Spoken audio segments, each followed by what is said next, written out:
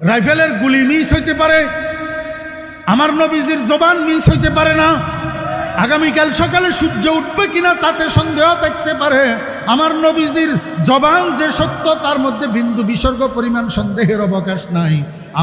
আমার নবীজি বলছেন, কোন উম্মত যদি শুক্রবার জুমার দিন ৮০ বার এই দরুদ শরীফটা পড়ে, আল্লাহ পাক তার জীবনের ৮০ বৎসরের গুনাহ মাফ করে দিবেন।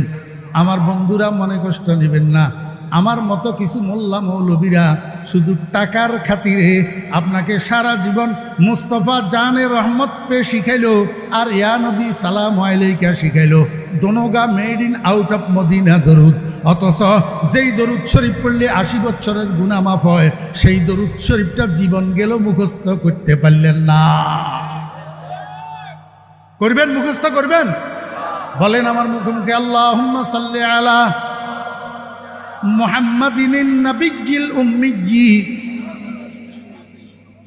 ওয়া আলা আলিহি ওয়া সাহবিহি ওয়া সাল্লিম তাসলিমা। ছোট্ট একটা দরুদ শরীফ আজকে এখান থেকে যাইয়া আগামীকাল সকালে একজন হক্কানি আলেম, একজন বিশুদ্ধ কোরআন পড়নেওয়ালা আলেম বা তালেম আলেমের থেকে প্রয়োজনে বাংলা উচ্চারণে এই দরুদ শরীফটা লিখে নেবেন, লেখি মুখস্থ করবেন। আগামী শুক্রবার জুমার দিন কষ্ট করি ৮০ বার এই দরুদ শরীফটা পাঠ করবেন। খোদার কসম, আল্লাহ পাক ৮০ বছরের গুনাহ মাফ করে দিবে।